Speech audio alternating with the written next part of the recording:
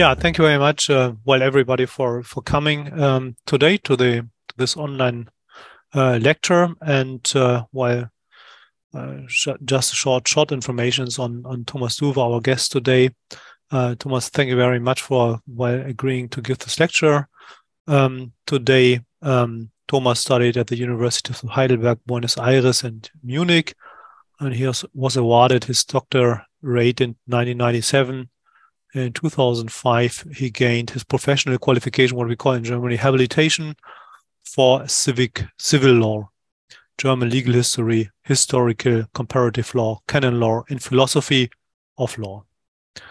Between 2005 and 2009, he was professor of legal history with a so-called Dedicación Especial en Investigación at the Faculty of Law, and professor of the history of canon law at the Faculty of Canon Law at the Pontificia Universidad Católica Argentina, as well as a member of the board of directors of the Instituto de Investigaciones de Historia del Derecho in Buenos Aires. He became a scientific member of the Max Planck Society in 2009, and since 2010 has been a director at the Max Planck Institute for Legal History and Legal Theory. It was recently renamed, and formerly the title of the institute was Max Planck Institute for European Legal History. So he, since 2010, has been director of this institute, as well as professor for comparative legal history at the Faculty of Law at the Goethe University, Frankfurt.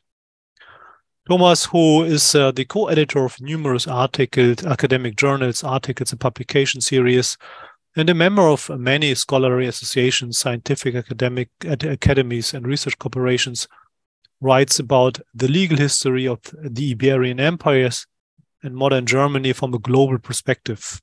His main research explores how knowledge of normativity was produced in the early modern period, taking into account the entanglements between the secular and religious normative spheres. He is also interested in the use of the past and of history by legal scholars in colonial law and the formation of the international legal thought of jurists and theologians from the global north, particularly in the School of Salamanca and in early modern German legal scholars of law. He is a partner, but his team and the Max Planck Institute is a strategic partner of our cluster, and this is the reason why we have the Max Planck Institute is responsible for two research groups. One research group that has been led by Marianne Pes, but she got a W2 professorship in Frankfurt. So last year she was replaced, or her group, which was very successful. Her research group was replaced, as I mentioned before, by Raquel Cirotto and two PhD students. Today we're looking forward to your talk. The talk will be on conceptual talk on asymmetrical dependency, a view from global legal history. And thank you again for giving the talk today, and the floor is yours. Thank you very much. Yeah, thanks a lot for this introduction, and thanks to all of you for taking the time to listen to me.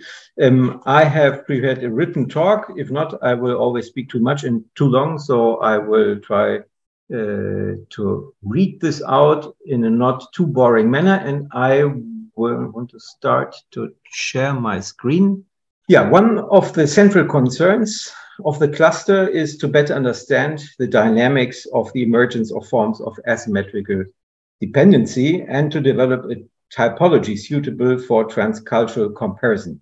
This is nothing new for you, obviously. The cluster also wants to question the analytical vocabulary we employ in our analysis, and it was, for me, very nice to read the emphasis Stefan Konermann put again on this aspect in his introduction to the first volume of the BCDSS series, where he writes, "We need to reconsider key concepts, terminologies, and categories that structure the way we think and speak about asymmetrical dependency. And in the concept paper on asymmetrical dependency, written by Julia Winnebeck and many others, researchers participating in the cluster were called upon to position, quote, their individual projects within existing theoretical frameworks and to further develop a theoretical understanding of asymmetrical dependency. And this is precisely what I want to do today, presenting, summarizing, and bringing into English some aspects which I have been writing more extensively on in a working paper published in the cluster series, but in German. And so we thought it might be a good idea to discuss these aspects also in English. My talk consists of 3 parts. In the first part, I briefly review some traditions of legal history research and give a few examples to show how legal historians have always dealt with intermediate situations between the 2 poles or extremes, let's say so, of freedom and slavery. I also want to draw attention to the fact that at least in the continental European tradition, legal historical research has used a very specific concept of law that was tailored to its particular needs. This concept and the methodological language that emerged from it served well for specific aims and goals of many legal historians, focusing in their majority on the reconstruction of legal institutions and on what legal historians usually call regulatory traditions, Regelungstradition. However, we realized in the last decades, 2 decades more or less, that the implicit concept of law and the vocabulary developed for it fall short if we want to include non-state law or regulations and practices of non-state actors and want to include them into the picture. For example, in projects like the one Raquel Ziotti is leading now in the group. This kind of project made us realize that we had to develop a different methodological approach for our work, an approach that was fitting for what we consider to be global legal history. It basically consists of 2 concepts. First, we understand legal history as a history of the translation of knowledge of normativity, and we integrate our findings into a larger picture we call historical regimes of normativity. In the second part, as you can see on this slide, I explain this understanding of legal history as a history of the translation of knowledge of normativity. And in the third part, I make some comments on the regime concept. Let me start with some remarks on the tradition of doing legal history in the German-speaking and to some extent also continental European countries. And I thought it would be good to do so because, to my experience, it's not easy for non-legal historians to understand the logics of legal historical knowledge production. And I'm also convinced that in interdisciplinary groups like the cluster and others, we really, if we want to engage in a fruitful dialogue, we have to be quite outspoken about our self-understanding and also somehow simply explain a bit, what we are doing and why we are doing what we are doing. So the self-evident, which is often not explained, but I think very important for understanding each other. So I really, in this first part, want to speak a bit about what we as legal historians are doing, and why we are doing it the way we are doing it. Despite the earlier beginnings, the academic discipline of legal history, as we know it today in continental Europe, emerged in the 19th century as an integral part of legal scholarship. And since the days of the famous historical school of law, and for nearly a century from then, legal scholarship was imaginable only as a historical exercise. This juridical use of history also meant that legal historical research was done in a very specific manner, and this specific manner is still resonating today in the way we are working in our practices. Legal scholars concentrated on identifying and tracing structures of regulation through a long time span, usually starting with Roman law and in many cases working themselves through the centuries. The hope behind this task was that by analyzing the evolution of legal concepts throughout centuries and with the help of special legal historical methods, one might succeed in reconstructing something like a grammar of law. That's an image that was also used in this period. This grammar was meant to serve a very practical goal, to lay the fundaments for modern nation states' legal systems. The main object of study was the law of erudite jurists, the specialists who, according to the underlying theory, converted the spirit of the people, the famous Volksgeist, into a professional juridical language. Even if it might seem like that from today's perspective, what legal historians really wanted to do was not so much to write a prehistory of criminal law, civil law, or whatever. What they aspired for was a historical reconstruction of structural aspects of law, whose results made the modern private, criminal, public law, etc. possible. So it was really all about finding a grammar to remain in the picture. In the course of the 19th century, and with the emergence and growth of non-historical juridical methods on one hand, and a political history focusing on the state and its institutions on the other, legal historians faced the problem that they had to defend their institutional and intellectual autonomy as a discipline from both sides. At the same time, their research had reached a specificity that made it difficult for others to enter the field. These are some reasons why they made even stronger claims about the need to analyze the legal past with what they called a juridical method. A method which, by the way, makes it difficult to understand sometimes for non-legal historians what we are doing or have been doing.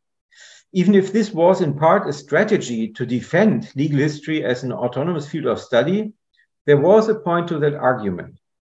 Because in fact, during centuries, legal scholars had engaged in a highly refined technical discourse about law, often intimately related with practical cases, and with a high degree of technicality. In this discourse, various layers were piled up on each other. Authorities from Roman law, writings of the Church Fathers, comments by medieval jurists and canonists, comments on these comments and comments on the comments of the comments, etc., created a very dense texture of meaning, that only specialists could decode. This high technicality of this trans-temporal discourse required also a high technicality of research. I'm just giving you one example here with this slide, with a brief look at a page of a 16th century printed edition of one of the most important collections of canon law, the Decretum Gratiani from the first half of 12th century, where we can visualize perhaps a bit this multi-layered structure of law. And don't worry, we are not going into this too much. And I will also only for a few minutes speak about this very general aspect and then come to something more specific. But if we look at this image, we can see on the same page texts from 6th century. I've marked them with the crosses, with the circles. I'm not going into the details now. So Isidore of Sevilla, commented on by Gratian, 12th century, again commented on by the gloss in its consolidated version, that's on the left-hand side at the top, 13th century, with additional comments, as well as comments by the editors of the official edition published in the aftermath of Trent, the so-called Editio Romana. And finally, as we can see from the handwriting, later comments by the users. So due to this evolution and the fragmented character of the law, and according to their aim of reconstructing regulatory traditions, legal historians analyzed the historical evolution of juridical concepts through the dense forest of the sources, to cite a frequently used image. For example, as you can see in the graph on the right-hand side, they searched for the intellectual influence on the evolution of the obligation to restitute a damage in kind, a regulation we still find in the German civil code today. The Decretum Gratiani, which I marked with this circle, we just saw on the left-hand side, is just one medium in which authorities were stored and transmitted, and several others followed. So if you see the graph, it goes from the Roman law in the top up to the BGB, our civil code, or it could be other civil codes, and also some other civil codes on the bottom. As we can see from these images, it was basically the jurists and the canonists' writings that were the object of study. So one might say clearly non-state law. The whole perspective of research, however, was geared towards the codification, the law of modern nation state. This orientation was maintained when during 20th century legal historians started to write more culturally oriented legal histories.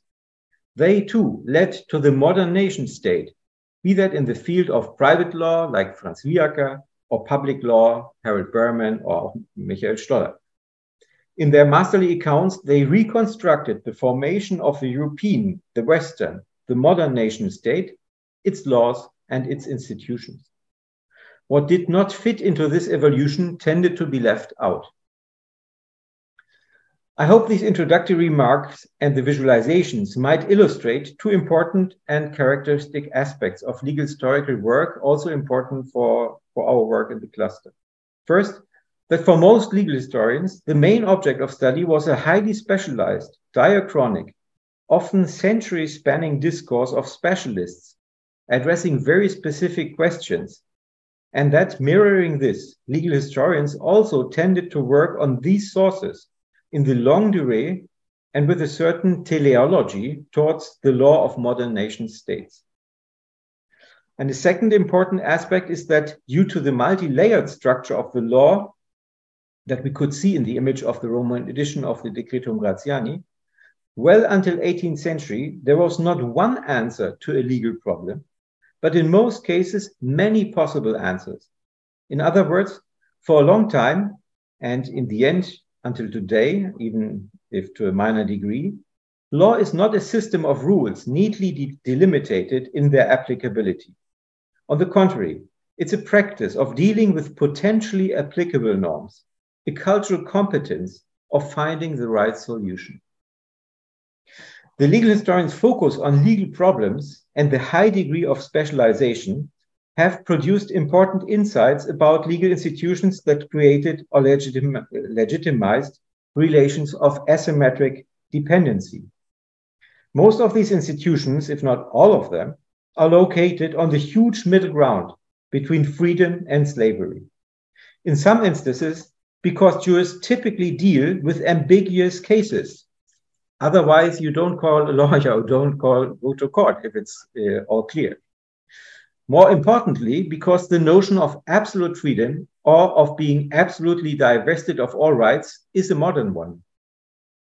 In the European legal tradition, this was the case because the homo hierarchicus, as the cluster puts it, permanently used law to create differences. At the same time, Christianity presupposed a minimum of freedom and equality for all. At least in theory, all human beings had the right to be baptized and thus to become members of the community of Christians, with rights to claim at least some of the other sacraments and some rights which were going with these sacraments. This is why canonists debated whether unfree people could belong to the higher clergy and under which condition, or whether enslaved people could marry without the consent of those who exercised dominion over them. In the already mentioned Decretum Gratiani, for example, we can find a large discussion, a causa, which was a way of addressing problems, of the case of a woman who married a husband she had never seen beforehand, and who, once the ceremony was over, realized that the man she had married was not only not the one that was promised to her, but an enslaved person. Therefore, in addition to the problem of whether it was in an error in person or in quality, as jurists put it, one question to resolve was whether the marriage was already invalid because it lacked the consent of the slave owner. We do not know for sure what was the final answer in the Decretum, so in 12th century, because it varies in the manuscript tradition. However, we do know that some years later, a papal decree was issued that answered this case definitely. The marriage of an enslaved person was valid even without such consent by the slaveholder. This solution was, by the way, repeated in many church councils and books on canon law, also in the Americas, where this problem occurred frequently, also with regard not to enslaved persons, but with regard to indigenous peoples living under some kind of dependency relation. The main argument held up by the canonists was that the right to marry was part of natural law, whereas being enslaved or not was a consequence of civil law. In such a constellation, natural law had to prevail. If the case shows that all human beings were subject to regulations stemming from different sources, with some unalienable rights, it can also illustrate that there was neither absolute freedom nor an absolute lack of rights. The idea of an unrestricted, absolute legal capacity linked to the quality of a person, that means the ability of every human being to, in principle, to be the bearer of all rights and duties, and also the opposite, to be divested of all rights, was simply unconceivable from a theoretical point of view during most of European history, at least for jurists and canonists. For centuries, social and cultural inequality, not equality, was a principle of justice. Multiple personal dependencies and corporate statutes determined and limited the freedom of even of seemingly free people. As late as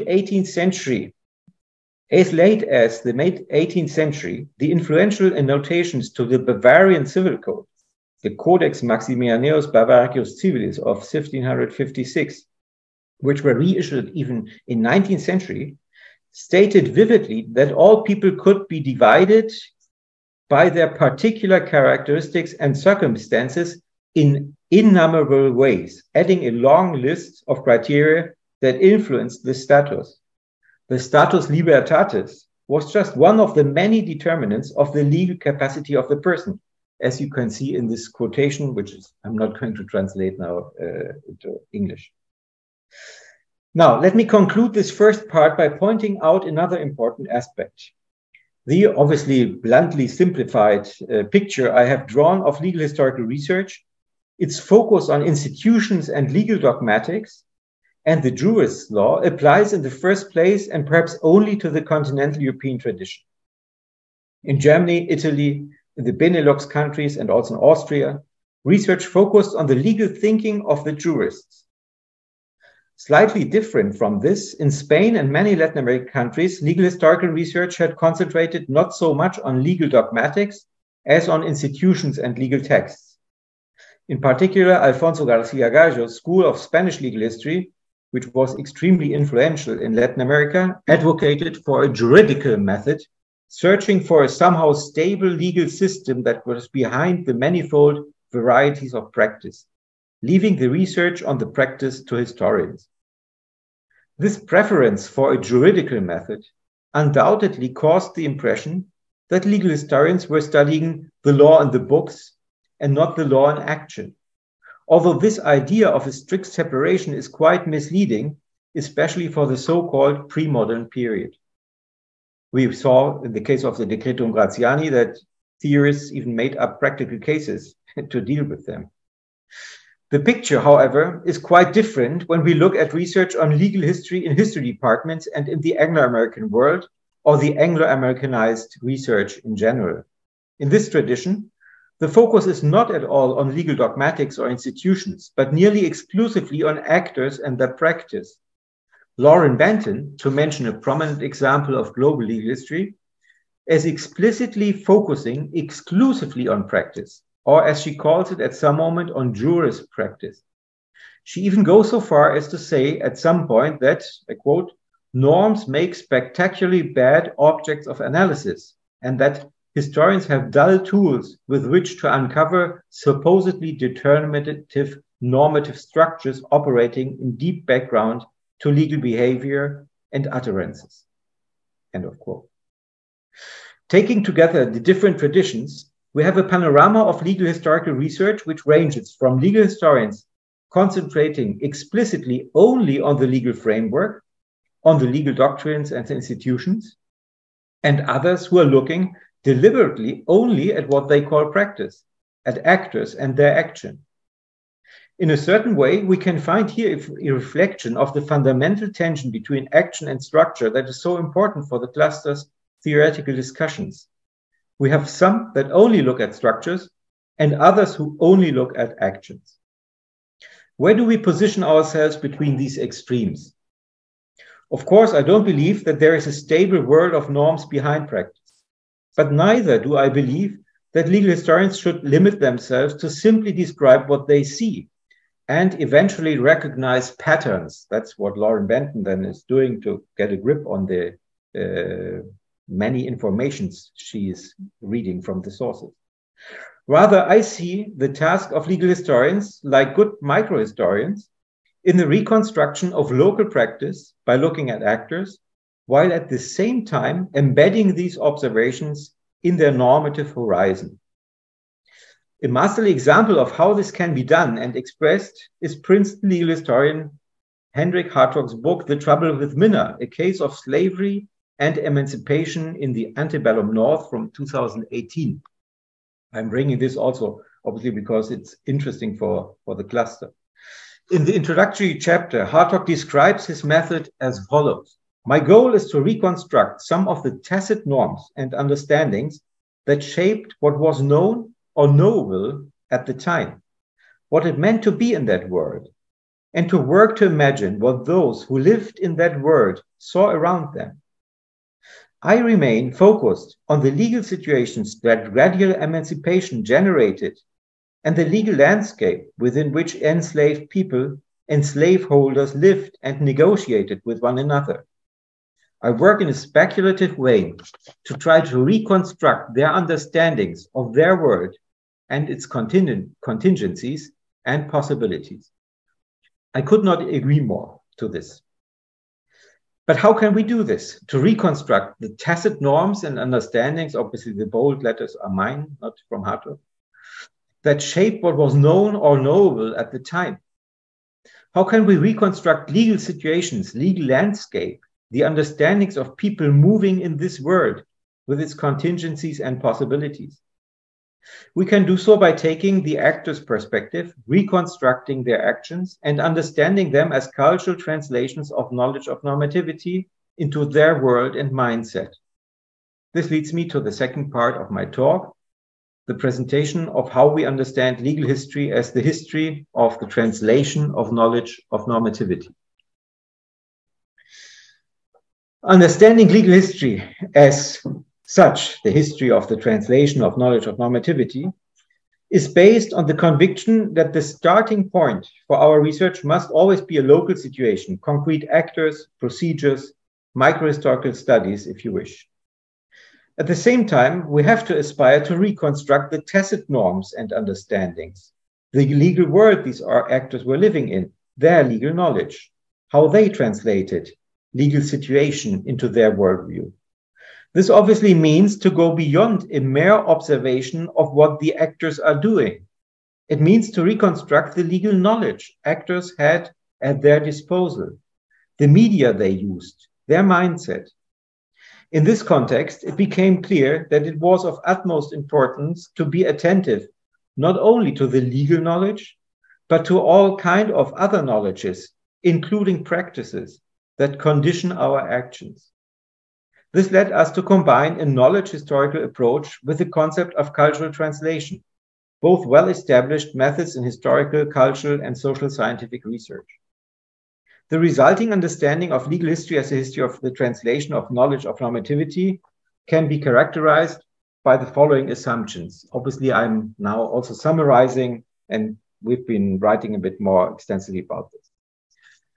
First, that law is the result of a communicative practice, and that the legal order, as well as any other normative order, is the result of a continuous social and cultural construction, in the sense perhaps of the two-way movement, which is addressed in the concept paper of the cluster, which I would perhaps prefer to call a multiple-way movement, because it's not only the two ways, but back and forth.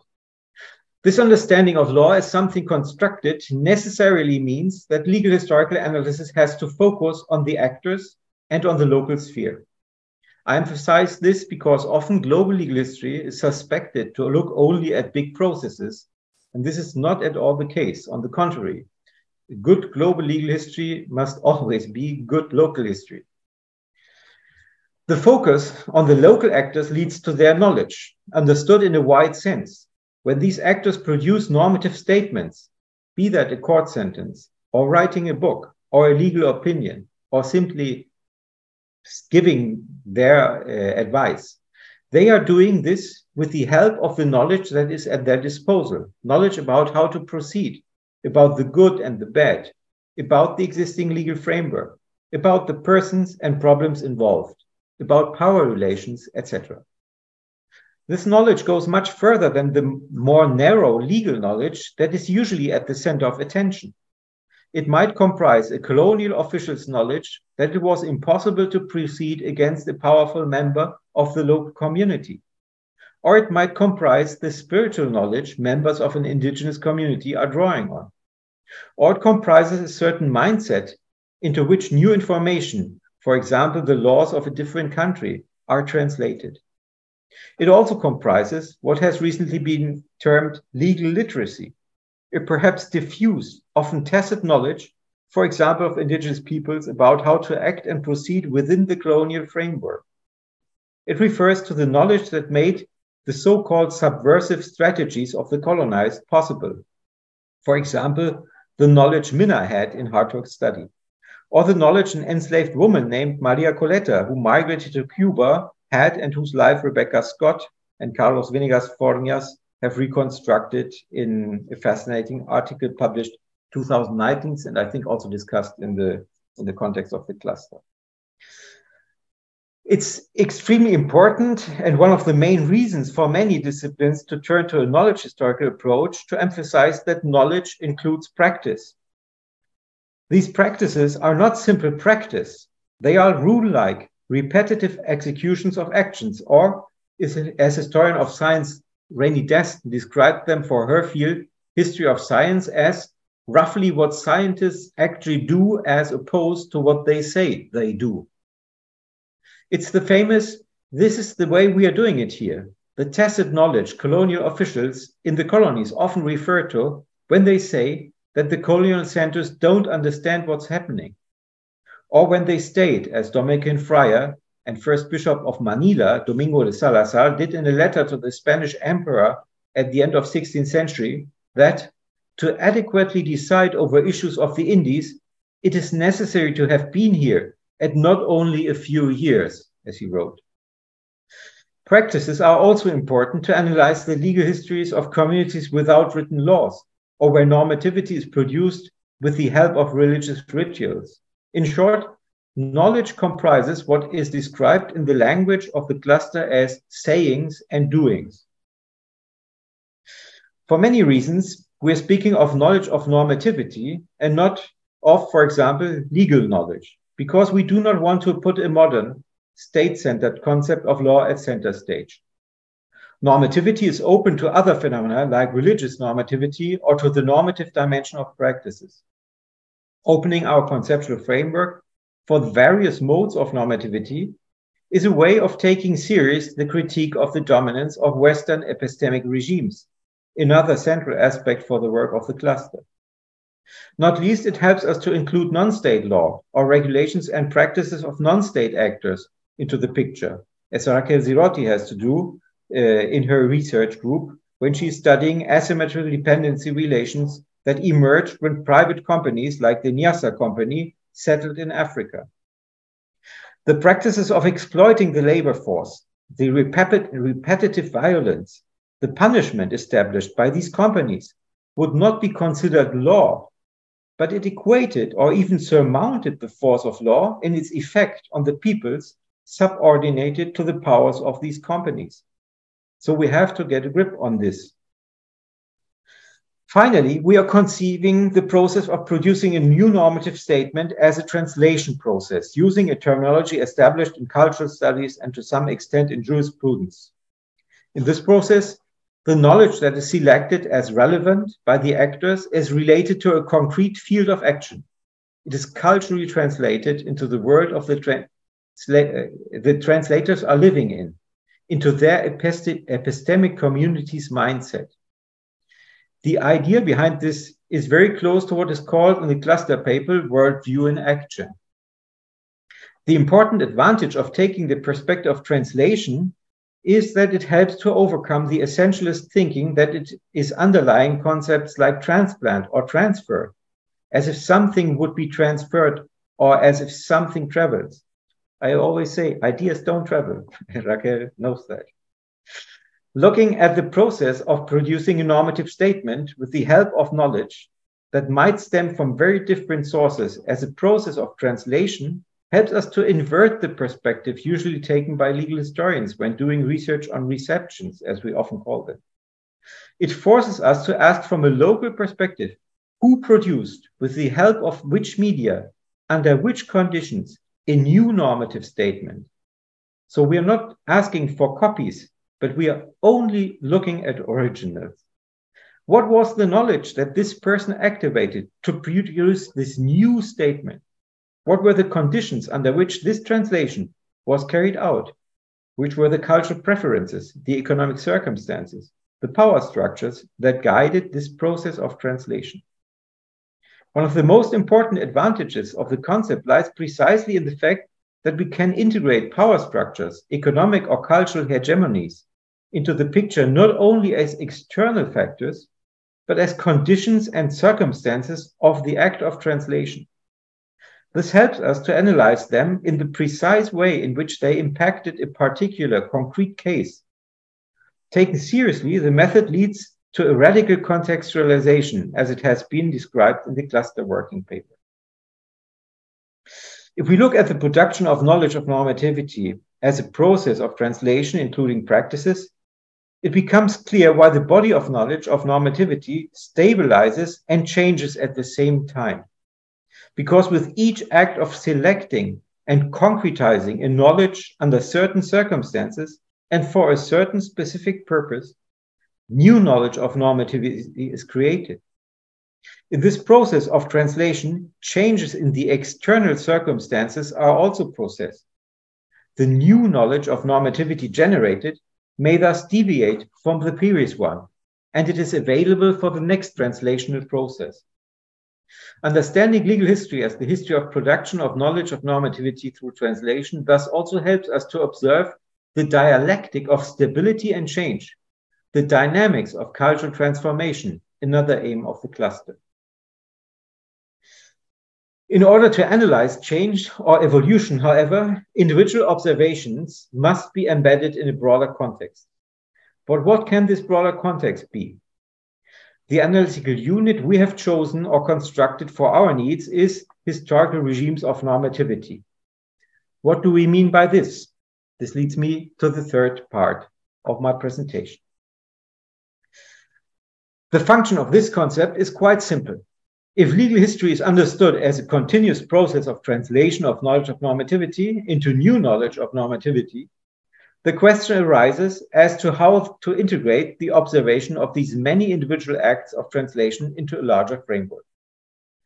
Traditionally, legal historians have taken certain periods, spaces, or processes like modernization, historical phenomena such as nations, or cultural categories like legal families or legal cultures as the larger units.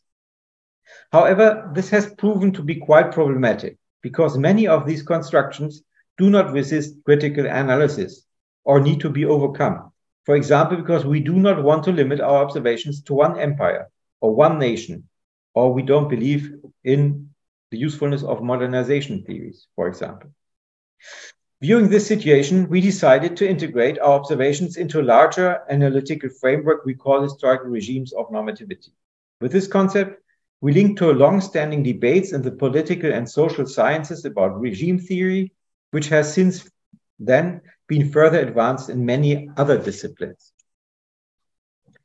Taking up these discussions and adapting them to our needs, we define historical regimes of normativity as a form of observation of stabilized arrangements of knowledge of normativity in relation to a particular field of action.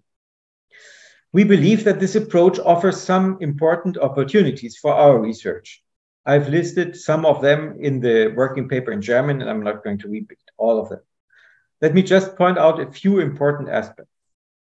The most important advantage compared with the classical frames of reference, like spatial categories such as nation, empire, etc., lies in the fact that regimes are regulated social space for problem-centered knowledge production. This makes it possible to combine, for example, observations that are not necessarily part of the same empire or area. Another important aspect is that the focus is placed on stabilized arrangements of knowledge, which do not necessarily belong to one functional system. For example, to use the language of systems theory, rather than having categories like law or religion, arrangements of knowledge are located in different functional systems. Finally, in regime theory, the relationship between the elements of a regime, discourses, practices, rules, norms, principles, etc., is not pre-structured on the basis of a particular theory. With the concept of regime, it therefore becomes possible to analyze negotiation processes and the emergence of normative orders without applying a particular social theory. But let us leave these general remarks aside and ask, what does this mean now for our research on dependency? According to the definition just cited, a historical regime of normativity in relation to dependency would then refer to knowledge of normativity, discourses, practices, etc., in relation to asymmetrical dependency relations. This includes the legal framework, but also ideas about social hierarchies, cultural markers, etc., taken from religious, philosophical, or other value systems. As already stated, it obviously also includes practices of utmost importance in this field, because dependency is often created and maintained through practices of exclusion, through conventions and tacit knowledge of subordination, etc. One example would be the tacit knowledge of the fact that certain rules do not apply to members of certain ethnic groups, such as, for example, African Americans living, or conversely apply only to them, or that access to the legal process is denied to them and not to others. A historical regime of normativity in relation to dependency or with regard to dependency is therefore something different from a simple dependency regime. Dependency regimes could be described, according to now our wording, as stabilized arrangements of discourses, practices, rules, norms, principles, as well as the historically contingent conditions, which are of importance for the shaping of dependency relations. The regime concept captures all factors that lead to the establishment, stabilization, and, if necessary, transformation of certain forms of asymmetric dependency. A dependency regime therefore also refers to legal discourses, practices, rules, and thus to knowledge of normativity. However, it observes the field of action as such, and therefore captures knowledge of normativity only as part of the observation of the regime as a whole. Accordingly, the observation of a regime as such, on the one hand, and a regime of normativity on the other, are directed at the same historical formation, but with different perspectives or attentions. However, a historical regime of normativity in relation to dependency is not simply an excerpt of a dependency regime.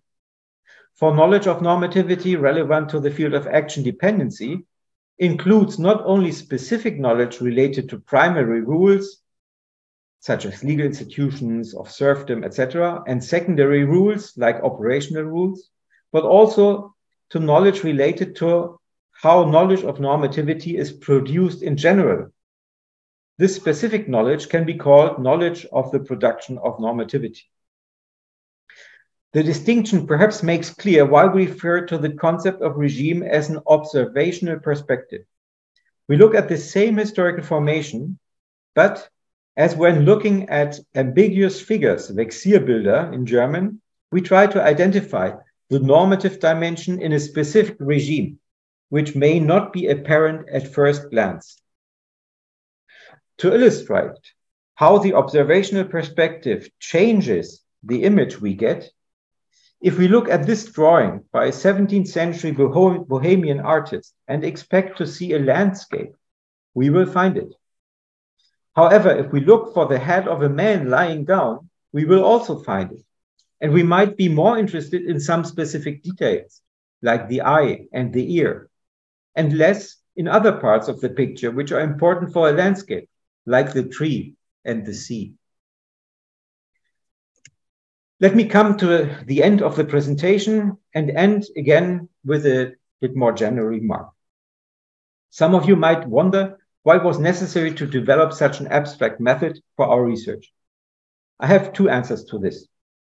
First, I believe that the emerging field of global legal history cannot simply engage in the comparatively easy business of deconstructing the traditional research and denouncing it as being Eurocentric, criticizing epistemic violence or even epistemicide of the West, of non-Western theories or theories from the global South.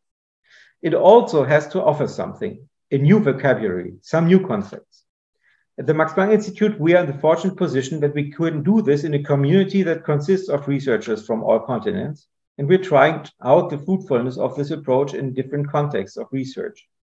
We've done so with the research group led by Mariana, and we're doing it now with Raquel Zirotti and Caroline, which is also with us, I saw, and hopefully soon another researcher. However, there's also a second reason, more specific to our field, legal history. Fields like ours inevitably construct their object, law, and their methods, historical methods, by drawing on the expertise of other disciplines. In consequence, I'm convinced that we are obliged to connect our work with debates in these neighboring disciplines, at least if we do not want to end up in total intellectual isolation. This need to search for and position our method in a wider field is even more urgent as colonial studies, post-colonial studies, global studies, cultural studies, social sciences, and not least legal theory, international law, etc., have experienced an impressive intellectual growth. Many of them are asking precisely the same questions legal historians working on the international sphere are interested in. They analyze the reproduction and transformation of culture, the localization of culture, ways to overcome Eurocentric perspectives, how to integrate praxeological perspectives into our narratives, etc.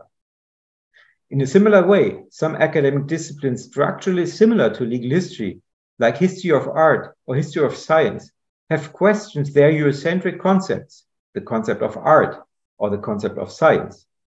They have experienced a change toward a global and a practice direction and are increasingly and successfully using terminology from the field of knowledge studies. I think as a legal historian, we should think whether we shouldn't do the same. If we want to connect our findings with the current debate, avoid intellectual isolation, improve our own method, and eventually even contribute to the reflection in other fields, we need to identify current professional expertise of other fields, draw on it, combine it with our own tradition, and propose and use our own analytical framework. It is in this spirit that in developing our method, we are building on tradition, especially on traditions developed by Portuguese legal historian Antonio Maria Espana and some others, and we combine it with expertise and findings from other fields, such as, and this is obviously only very schematic, from legal theory and legal sociology, a constructivist and performative understanding of law, from cultural studies, the concept of translation as a central tool to analyze cultural reproduction, from knowledge studies, the concept of knowledge and of epistemic communities, from social and political science, a praxeological approach, and the regime concept. Obviously, the choices we made are subjective and up to a certain extent also contingent. We have also realized that this kind of interdisciplinarity and the borrowings are quite risky because you somehow end up between the fields. However, I'm optimistic. The first conceptual approach to understand legal history as history of the translation of knowledge of normativity has already led to some good results, as we believe. And we are also hoping that the framing of our research with the help of the regime concept will also work out well and perhaps be fruitfully combined with other theories and methods. in this context that I find it interesting that the concept of regime is being discussed more intensely in legal sociological debates on the theory of world society, since it can be used to capture private norm settling and enforcement. This understanding of regimes overcomes its, understanding of regimes is close to the understanding of regime proposed here, which understands regimes as a linkage of institutional structures that, from the perspective of Sifton theory, can be located in different functional systems. This points to the possibility of combining the concept of regime and systems theory and understanding regimes as hybrid forms that relate to subsystems in changing ways. Of course, this would have to be discussed in detail, and this is why I'm stopping here, and thank you for your attention.